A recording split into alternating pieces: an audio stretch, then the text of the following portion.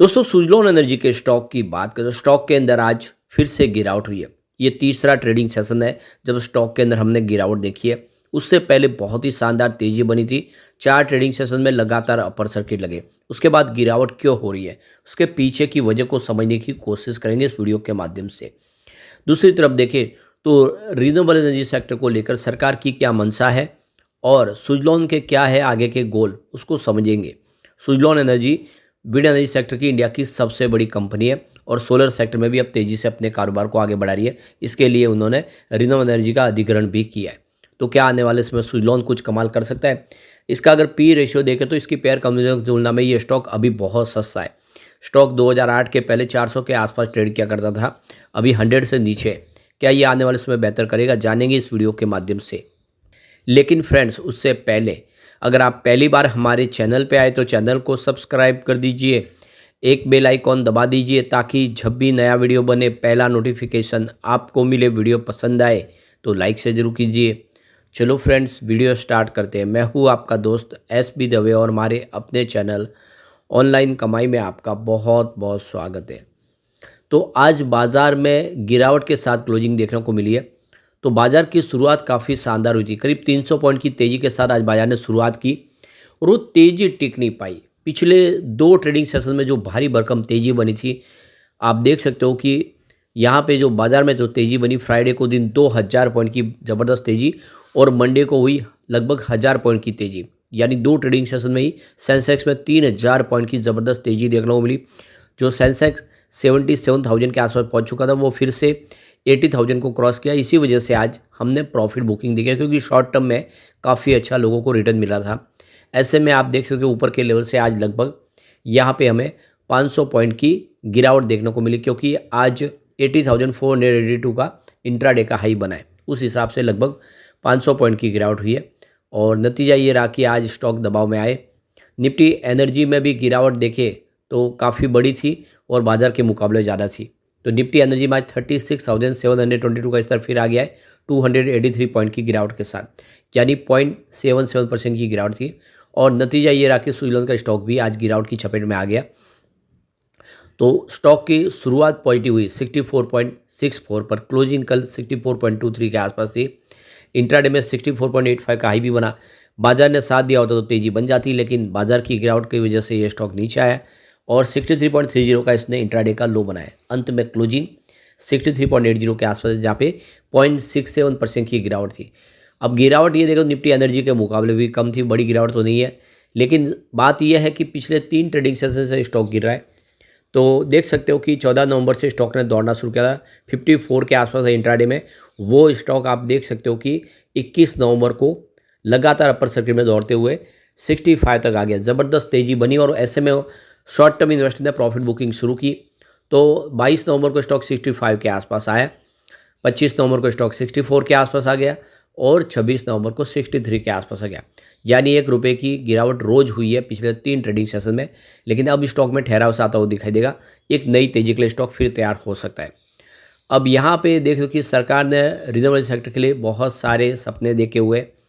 यहाँ पे इकरा ने एक अंदाज़ा लगाया कि रिन्यूएबल की जो कैपेसिटी है वो मार्च 2026 तक 250 गीगावाट को क्रॉस कर जाएगी। तो लगातार इंस्टॉल कैपेसिटी बढ़ रही है और इकरा का ये जो अंदाज है वो हो सकता है उससे पहले ही पूरा हो जाए। अब यहाँ पे रिन्यूएबल के लिए जो गोल सेट किया गया है, यहाँ पे 292 गीगावाट सोलर एनर्जी और 100 गीगावाट की विंड एनर्जी कैपेसिटी को पाने का लक्ष्य रखा गया है और 15 gigawatt bio energy, 78 gigawatt hydro project और 15 गीगावाट न्यूक्लियर पावर, ये 2030 तक के लिए सरकार ने अपना गोल सेट किया है। तो 100 गीगावाट की कैपेसिटी को पाने का लक्ष्य रखा है विंड एनर्जी के माध्यम से भी।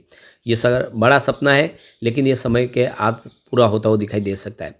अब रिन्यूएबल एनर्जी के लिए काफ़ी बड़ा इन्वेस्टमेंट भी आ रहा है। देखिए तो डाटा इंफ्रा ने यहाँ पे एक MOU साइन किया राजस्थान गवर्नमेंट के साथ में, करीब $602 मिलियन का निवेश करेंगे और इसके माध्यम से करीब 1000 मेगावाट के रिन्यूएबल एनर्जी के प्रोजेक्ट डेवलप किए जाएंगे। रिन्यूएबल एनर्जी के लिए कुछ पार्टनरशिप भी हुई है, जिसमें आप देखो टाटा पावर और डर्क ग्रीन का एक पार्टनरशिप हुई है जो 5000 मेगावाट के क्लीन एनर्जी का प्रोजेक्ट भूटान में करेगी। इसी तरह से बहुत सारी कंपनियों ने अपने अपने गोल सेट किए। ये बातें साबित कर दी है कि ग्रीन एनर्जी सेक्टर में सरकार इस समय संजीदा है और आने वाले समय इसका फ़ायदा होगा। यहाँ तक कि सुजलॉन एनर्जी में ने भी कमर कस ली है। सुजलॉन एनर्जी फाइनेंशियल ईयर 2025 तक अपनी जो कैपेसिटी है 3 गीगावाट की कैपेसिटी उसको 5 गीगावाट तक पहुँचाने का लक्ष्य रखा है। यानी विंड टर्बाइन की इंस्टॉल कैपेसिटी बढ़ती हुई दिखाई देगी और मार्केट एक्सपेंड करने का भी इन्होंने प्लान किया है। वो अपनी मार्केट शेयर उसको 3% से लेकर 30% तक करने का उन्होंने अपना लक्ष्य रखा हुआ है।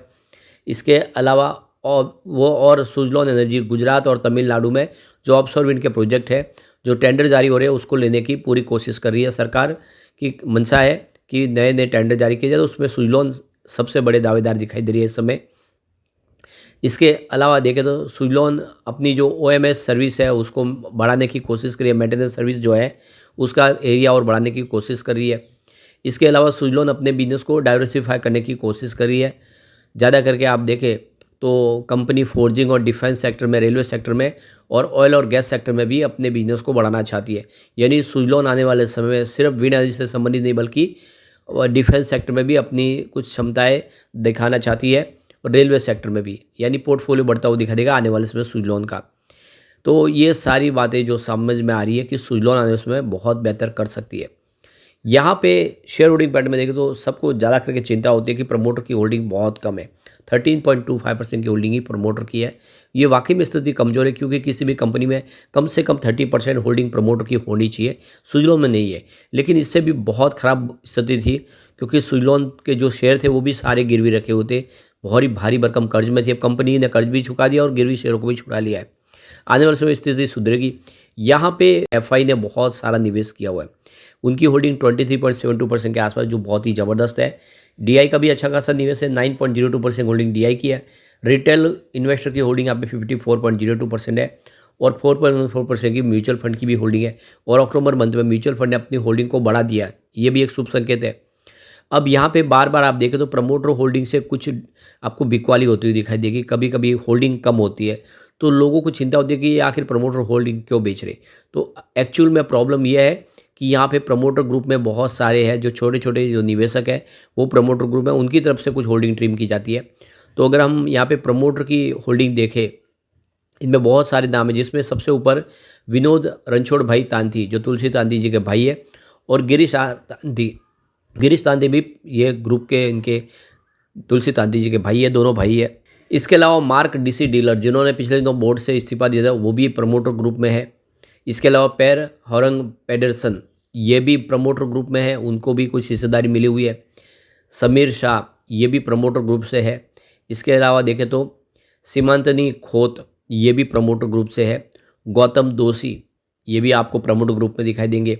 हितेंसी तिम्बाड़िया ये भी आपको प्रमोटर ग्रुप में ही दिखाई देंगे और अजय माथुर, इसके अलावा प्रणव तांती जो तुलसी तांती जी के बेटे हैं।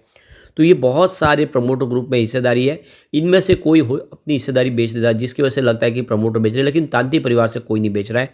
तांती परिवार को पूरा भरोसा है, आने वाले समय बेहतर उम्मीद की जा रही है। अब यहाँ पे जो अपडेट निकल के आ रहा है, इंडिया की जो विंड एनर्जी है उसके लिए कुछ चैलेंजेस भी है। आप देख सकते हो कि यहाँ पे सरकार अपनी तरफ से पूरी कोशिश कर रही है। यहाँ पे आरपीओ भी लाया गया है और भी सरकार ने बहुत सारी नई स्कीम शुरू की है, लेकिन प्रॉब्लम है लैंड एक्विजिशन का, जिसमें आप देख रहे हो कि जमीन अधिग्रहण से संबंधित जो कायदे कानून है उसमें बहुत सारी कठिनाइयाँ होती है। जल्दी से जमीन अधिग्रहण नहीं हो पाती, इसलिए इंफ्रास्ट्रक्चर डेवलप नहीं हो पाता और बहुत सारे परमिशन लेने होते हैं अलग अलग। तो इसी को लेकर यहाँ पे चैलेंजेस तो है, लेकिन इसका निपटारा भी किया जा रहा है। जल्दी ही आप देखें तो नई यहाँ पे गवर्नमेंट की तरफ से और कुछ स्कीमें लाई जा सकती है, कुछ पॉलिसी में बदलाव भी किया जा सकता है। नई टेक्नोलॉजी के दम पे ये चैलेंजेस को कम किया जा सकता है। ऐसे में आने वाले समय उम्मीद बेहतर है, सुजलॉन बेहतर कर सकता है। लेकिन फ्रेंड्स, कोई भी इन्वेस्टमेंट करने से पहले अपने फाइनेंशियल एडवाइजर से एडवाइस ले ले या अपना खुद का रिसर्च करें, क्योंकि मैंने वीडियो आपके एजुकेशनल पर्पज़ के लिए ही बनाया। वीडियो पसंद आए तो लाइक से जरूर कीजिए और चैनल को सब्सक्राइब कर दीजिए। Thank you friends.